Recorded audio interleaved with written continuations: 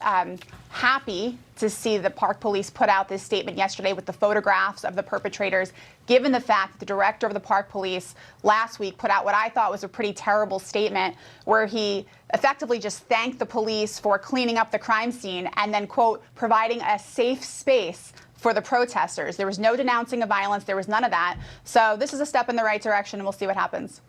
Thank you, Carrie. We'll follow it. Maybe the DOJ will as well. Nice to see you. Carrie Urbano in Washington, D.C. Thank you.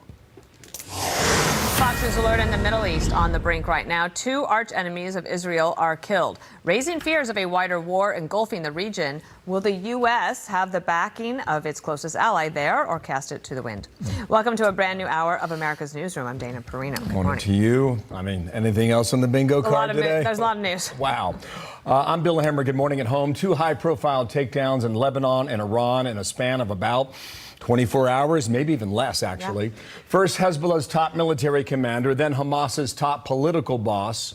And it's putting the spotlight on Kamala Harris and her foreign policy as she carries the torch now for the Democrats and their party during this election. And the vice president's longstanding sympathy with Gaza, raising questions on whether she would stand shoulder to shoulder with the Jewish state. What has happened in Gaza over the past 9 months is devastating. It would be a mistake to move into Rafah with any type of military operation. People in Gaza are starving. Yes. The conditions are inhumane. The scale of civilian suffering and the images and videos coming from Gaza are devastating. It is very important that there be no conflation between Hamas and the Palestinians. Morgan Ortegas in a moment on the rising stakes as the Middle East sits on a powder keg yet again. But first, to the State Department and Jillian Turner working that beat today for a look at Harris's foreign policy agenda and what that might be. Jillian, good morning. Good morning to you, Bill. The escalating tension between Israel and its neighbors abroad is shining a spotlight here at home on Vice President Kamala Harris. Her response so far to the crisis is garnering criticism from America's allies, and her record on Mideast foreign policy specifically is thin. This is a reality that is already creating challenges for the White House. After meeting one-on-one last week with Prime Minister Benjamin Netanyahu from Israel, she said this. The images of dead children and desperate, hungry people fleeing for safety, sometimes displaced for the second, third, or fourth time. We cannot look away in the face of these tragedies. We cannot allow ourselves to become numb to the suffering, and I will not be silent. Those comments reportedly blindsiding the Israelis, who said her public tone and criticism of the IDF's conduct in the Gaza war was unexpected. This prompted reporters to then ask Netanyahu directly if Harris was jeopardizing a potential ceasefire deal hanging in the balance. Listen to what he said. And I think to the extent that Hamas understands that there's no daylight between Israel and the United States, that expedites the deal. And I would hope that those comments don't change that.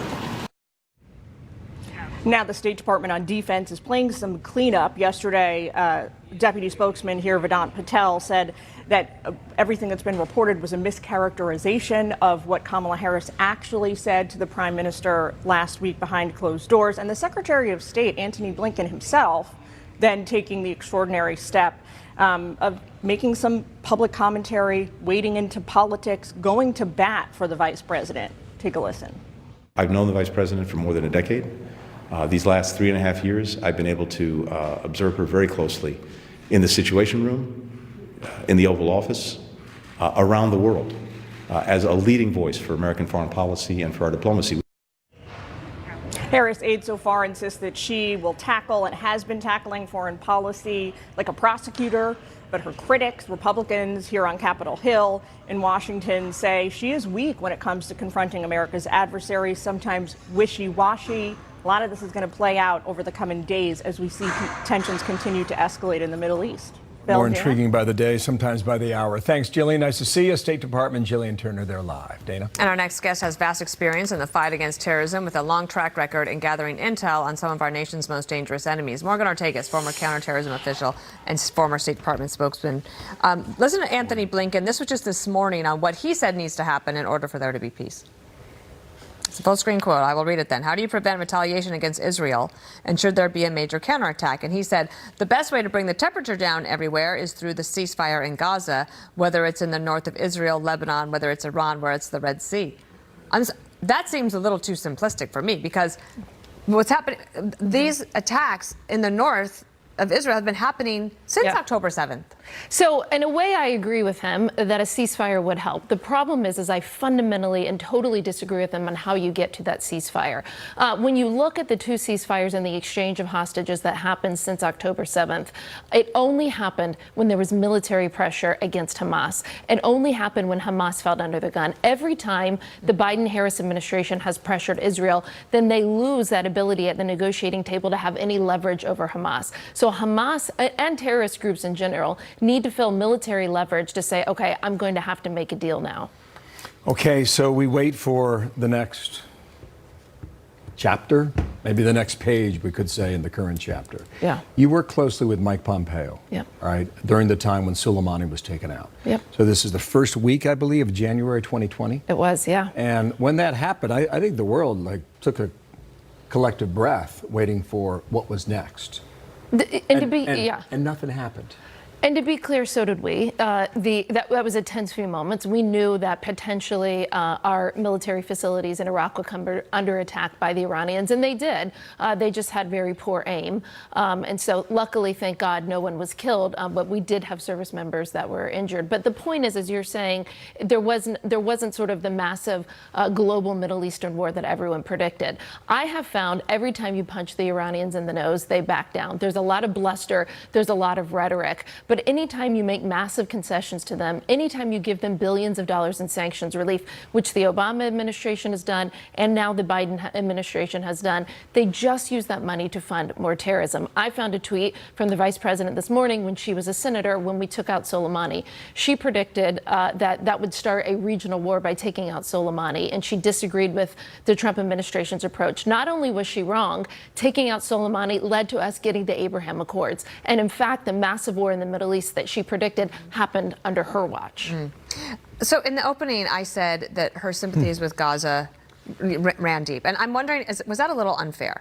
Because she has said that she stands with the people of Israel, that Israel has the right to defend itself. And I know that many Israelis think, well, okay, at least the Biden administration has been better than, they might not have been perfect in terms of the support, but did I go a little too far there? Well, first of all, I would say that anybody who's lived in worked in the Middle East, as I have, we feel for the Palestinian people.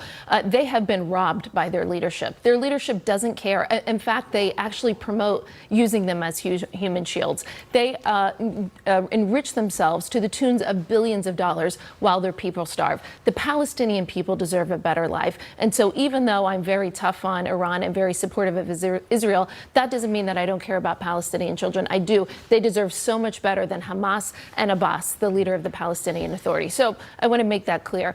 On Vice President Harris's record on Israel, I would just look no further to the speech last week by Prime Minister Netanyahu. I attended that at the Congress. He made it very clear that the administration is delaying the aid, the military aid. So I would remind everyone, Israel's not asking for a single American soldier to lose their life for them. All they're asking is for the weapons to defend themselves. And by the way, when they defend themselves and whenever they go after targets in Iran, in Tehran, like we saw this morning, that is defending America. Because when Iran chants death to Israel, the next breath is death to America. Just want to share with our viewers two maps here. Here's the rocket range that Hezbollah has really in southern Lebanon, running up to the capital city of Beirut.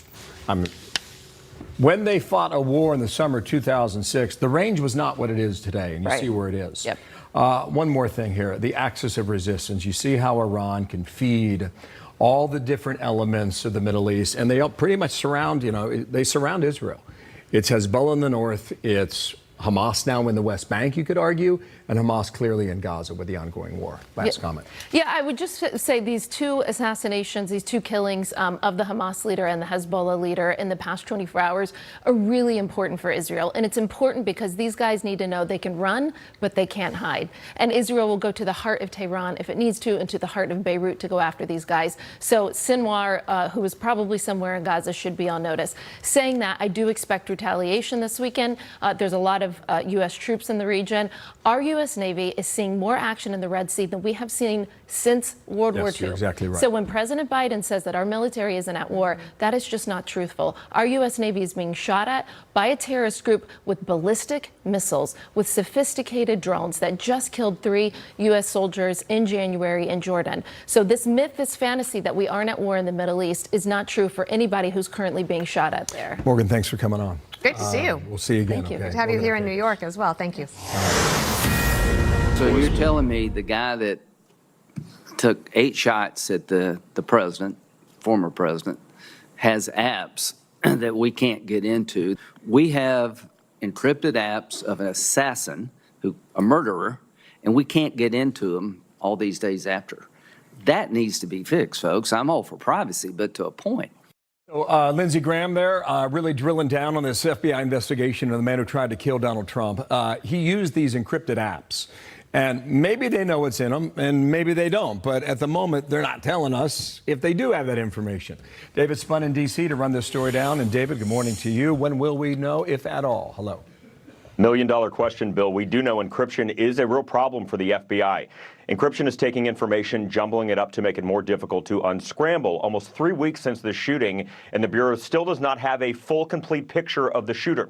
Until they can break through those layers of encryption, they may not find a motive yet. Thomas Crooks used several foreign-based encrypted email accounts to purchase firearm components, chemicals, and other explosive materials. The FBI declined to get into specifics about encryption other than they're having a difficult time cracking the codes. Crooks reportedly used apps originating in New Zealand, Belgium, and Germany. The FBI hired an Israeli-based company called Cellebrite to help crack encryption. Cellebrite is a digital intelligence company known around the world for working with the Bureau and other high-profile agencies in the past. The company gave the FBI a software patch and deployed its software for the Bureau to use in this specific case. A spokesman declined to discuss this current shooting case, but did talk about the challenges of encryption in general. Watch. Each encrypted messaging app behaves slightly differently. So every time we give law enforcement with lawful access to one of those secure messaging apps, there's a lot of research that goes on behind. It's not like 3 guys in a basement can go do this stuff. The FBI said there has been no indication of foreign involvement with Crooks' plot at this point, but they can't say anything is 100% until they've analyzed everything, and that could still take a while. Bill. Okay, David Spun, thank you for that. I know you'll stay on it in D.C. Thank you.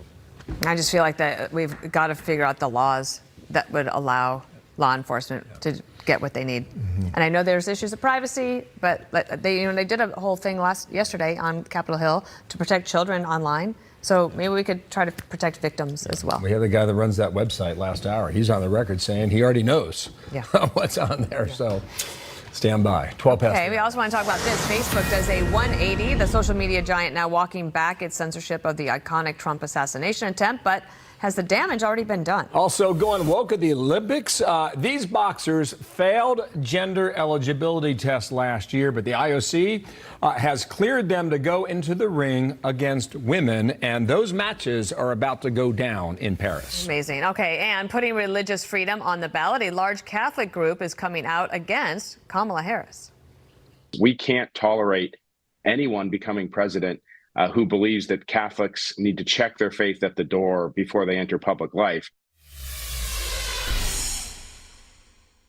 The world has changed. Clearly, it's not the 80s and the 90s anymore. And when the stock market crashes, and it does from time to time, our clients are protected against losses. Literally, they go up with the market, lock in their gains, and when the market goes down, they don't lose anything.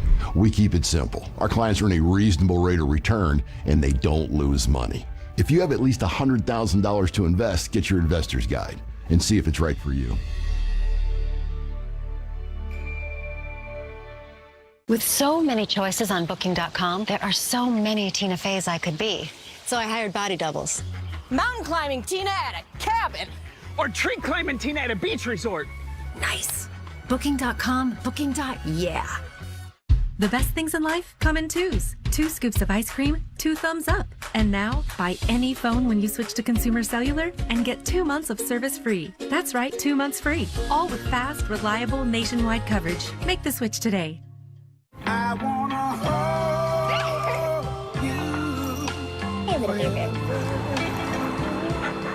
I'm gonna love you forever. Come on, baby. You don't have to worry. Be by your side.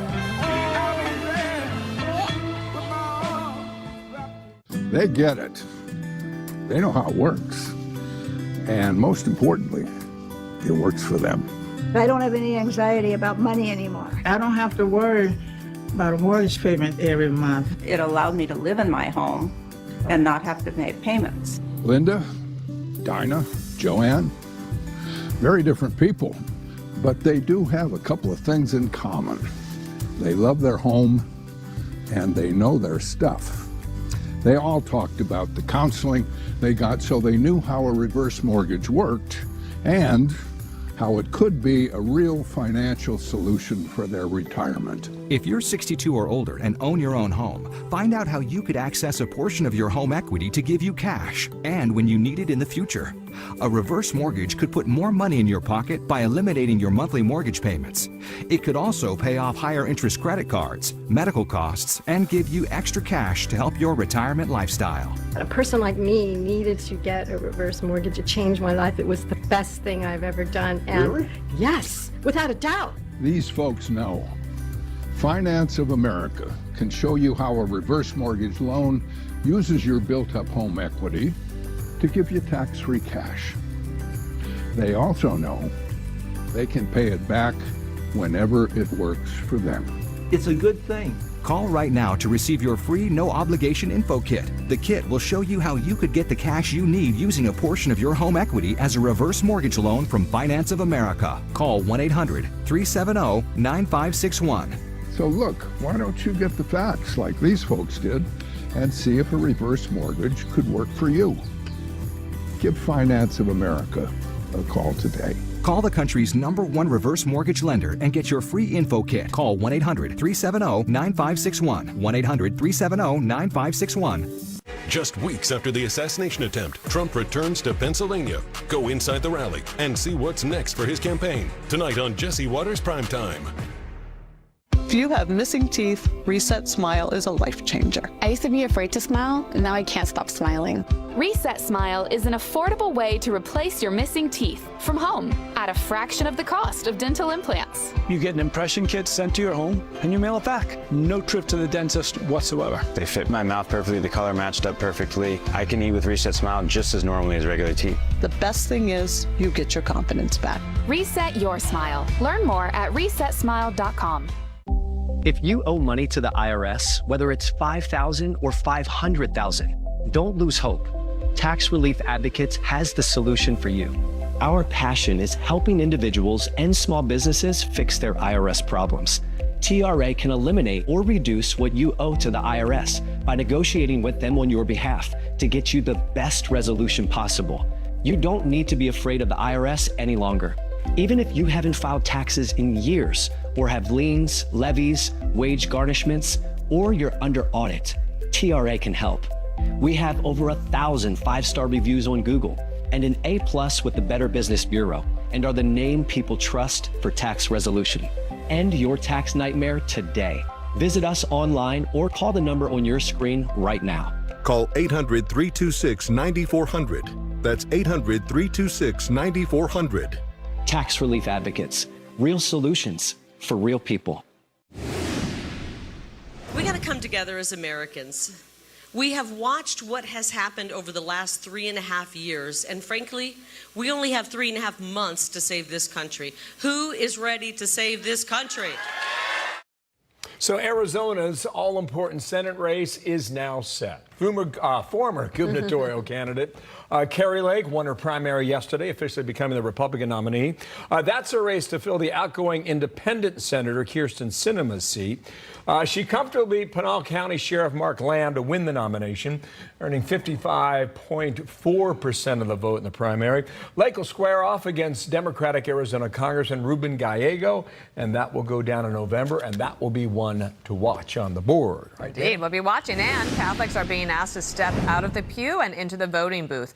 But a religious group is warning parishioners that Kamala Harris, they say, quote, must be stopped, saying their values are on the ticket this November. Our chief religion correspondent, Lauren Green, she is here with more. Hi, Lauren. Hey, Dana. Well, you know, the advocacy group CatholicVote.org is calling Vice President Kamala Harris one of the most anti-Catholic politicians ever. And they are mounting a multi-million-dollar ad campaign in heavily Catholic swing states to try and defeat her. CatholicVote.org is reminding the faithful of Harris's actions and policies, including her 2018 questioning of then federal judicial nominee Brian Buescher. The group says she vilified him over his membership in the Knights of Columbus, asking if he knew that the 142-year-old Catholic charity had taken on extreme positions on marriage and positions in line, actually, with the teachings of the Catholic Church. The campaign also reminds voters of her perfect record with Planned Parenthood. And her record and her words demonstrate a gross anti-Catholic bias and bigotry that I think we have no other choice. We can't tolerate anyone becoming president who believes that Catholics need to check their faith at the door before they enter public life.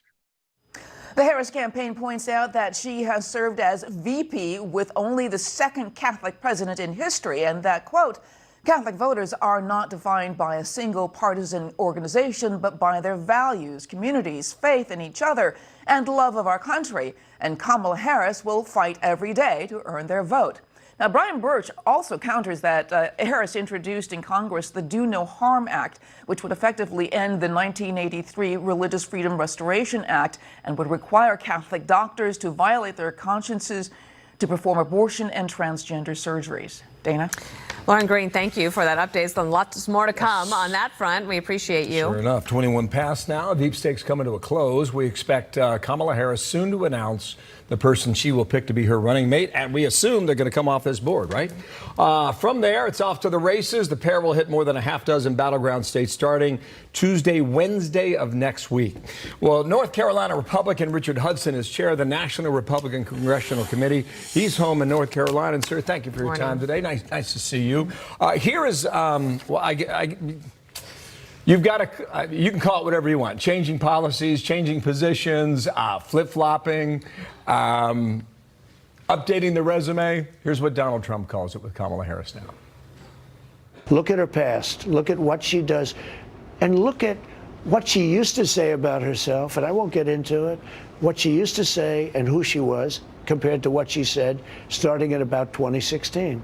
She became a totally different person, only for political reasons. A campaign right there. Noah Rothman writes that she's a born-again moderate. Who do you best believe of the wall of people we just had up there best helps her continue this new moderate approach? Well, Kamala Harris is a far-left, extreme San Francisco liberal who has an actual record. And she's going to try to run away from her record, but it's not going to work because she, was the most liberal senator in the United States Senate, more liberal than Bernie Sanders and Elizabeth Warren. She has been there with Joe Biden every step of the way. We just heard from the Secretary of the State that she was in on every major foreign policy decision of the administration. So it really doesn't matter who she picks. She is out of touch with the American people, and that's why she's going to lose this election. One of your jobs is to make sure that Republicans remain in the majority in the House. And part of those, the districts that are tight, or at least swing districts, a lot of them happen to be in New York. And the governor of New York's a Democrat. She was asked about this yesterday. Watch here. Is New York the battleground in the fight over the balance of power? No, the presidential question is not in jeopardy. I'm saying just the balance of power in Congress. Yes, because the battleground for the House of Representatives goes from Long Island up to the rural parts of the Hudson Valley, and there's one district over in Syracuse where I went to school, and I know that area like the back of my hand. So I know it's at play here. Will you project getting pickups or re-pickups this time? Yes. How many? Yes. Well, I want all 6. I want all 6. I think 3 minimum, and that'll be enough. Will you be able to deny her those? Absolutely. Our New York incumbents are some of the most battle-tested Republicans we have. They work very hard in their districts. They have very strong brands. We're going to do well in New York. Not only do I think we'll hold our seats, we're going to pick up an additional seat up in New York 18, where incumbent Pat Ryan just has voted against the interests of his constituents. And we've got Allison Esposito, who was the nominee for lieutenant governor. She and Lee Zeldin carried New York 18. She's a former NYPD precinct commander. She's a fantastic candidate. I think we pick up seats in New York. Well, I don't know if you're running spots against Tom Suozzi yet. This piece in Axios makes me think you're not. I don't know if you can clarify that. What they report is that there are 26 districts that Joe Biden won in 2020 by an average of 7 points. Now, some of those districts he won by 12, 13, 16 points. This is a lot. Do you believe those districts, all of them, more than 24, are in play now? Absolutely. And look, the number one factor is candidate quality. And we've gone out and recruited some of the best candidates we've ever had run for office. These are business leaders. These are veterans of the military, police officers, very successful people with compelling life stories that can win anywhere, like an Allison Esposito in New York, like a Laurie Buckout in North Carolina. She's a retired colonel in the Army, had a successful business. These are very impressive people who can win anywhere. And when you look at the fact that Joe Biden was the most unpopular president running for re-election, and Kamala Harris is the most unpopular vice president in American history because of their policies, we really have an opening here. Last question for you. Do you feel that people are reporting on a vibe shift in the election since the GOP had that amazing convention? They leave, everyone's united and so excited. 2 days later,